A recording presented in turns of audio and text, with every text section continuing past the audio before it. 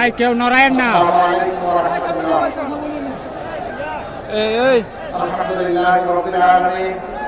এই মোবাইল সরান।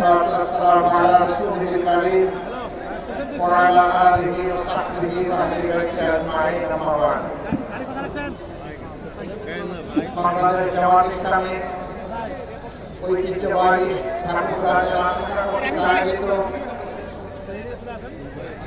জেলা স্কুল মাঠের আজকের এই বিশাল সম্মেলনের সম্মানিত নির্বাহী পরিষদের সদস্য এবং স্থানীয় নেতৃবৃন্দ, বন্ধু সংগঠনের নেতৃবৃন্দ, উপস্থিত সহকর্মী বন্ধুগণ, বিভিন্ন ধর্মের যে সমস্ত ভাই এবং বন্ধুরা এসেছেন, আমার সে সমস্ত ভাই এবং বন্ধুগণ, সাংবাদিক বন্ধুগণ, আবারও সবার প্রতি সালাম, আসসালামু আলাইকুম ওয়া রাহমাতুল্লাহ।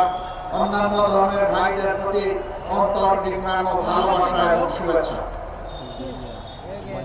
বাংলাদেশ 18 কোটি মানুষের দেশ, হয় কিছু কম হবে, না হয় কিছু বেশি হবে। ছোট্ট একটি দেশ, পৃথিবীর মানচিত্রে অবস্থান খুঁজে পাইতে হলে ও গভীরভাবে চোখ ফেলতে হয়। এত ছোট দেশে বিশ্বের কোথাও এত বিপুল জনসংখ্যা নেই।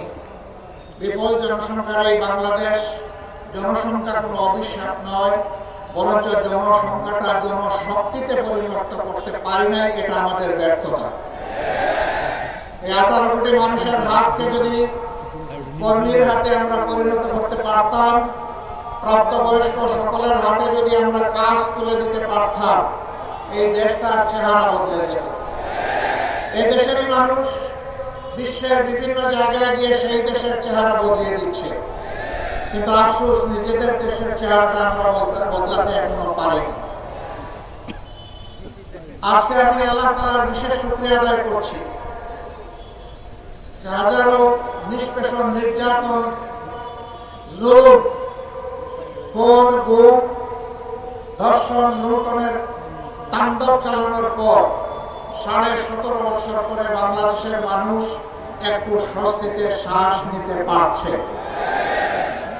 15.5 বছর টানা ফ্যাসিবাদী সরকারের বিরুদ্ধে দেশের সকল বিরোধী দল দফায় দফায় আন্দোলন করেছে। এই আন্দোলন করতে গিয়ে অনেক মূল্যবান জীবন ঝরে গিয়েছে। এই আন্দোলন করতে গিয়ে অনেকে পঙ্গু হয়েছে, আহত হয়েছে, অনেককে ধরে নিয়ে গায়েব করা হয়েছে। আজ পর্যন্ত তাদের আপনজন জানে না তারা দুনিয়া বেঁচে আছে কি নেই। এই আন্দোলন করতে গিয়ে অনেকে চাকরিহারা হয়েছে, অনেকের ব্যবসা বাণিজ্য ধ্বংস করা হয়েছে, ঘর বাড়ি লুণ্ঠন করা হয়েছে, আগুন দেওয়া হয়েছে, তছনছ করা হয়েছে। আর জামাতে ইসলামীর নেতৃবৃন্দের ঘর বাড়ি বুলডোজার দিয়ে ভেঙে গুঁড়া করে দেওয়া হয়েছে। জামাতে ইসলামীর 1 থেকে 11 জন শীর্ষ নেতাকে খুন করা হয়েছে। বিচারিক আদালতে তামসা, আদালত সাজিয়ে সাজানো পাথানো আদালতের সাক্ষী দিয়ে তাদের জীবনকে ধ্বংস করা হয়েছে। সম্মানিত ভাইয়েরা, শেষ পর্যন্ত কোরআনের পাখি খ্যাত সারা দুনিয়ার মানুষ তাদের কলিজায়, যার জন্য আলাদা একটা জায়গা ছিল, আল্লামা দিলওয়ার হোসেন সাঈদীকেও জেলের ভিতরে মৃত্যুর দিকে তারা ফেলে দিল। তার একটা জানাজা ঢাকায় হবে, তা বরদাস্ত করতে পারলো না। শেষ পর্যন্ত তাকে জোর করে পিরোজপুরে পাঠিয়ে দেওয়া হলো। সেখানে সেনাবাহিনী, বিজিবি, পুলিশ, র্যাব, আনসার সব কিছু দিয়ে চতুর্দিক থেকে ঘেরাও করে মানুষের স্রোত ঠেকানোর চেষ্টা করা হলো। তবু বর্ষার মুখর দিনে মানুষের স্রোত কেউ ঠেকাইতে পারেনি। সেখানে লক্ষ মানুষ বৃষ্টির পানির সাথে নিজেদের চোখের পানি দিয়ে তাদের প্রিয় মানুষকে দুনিয়া থেকে বিদায় দিয়েছে।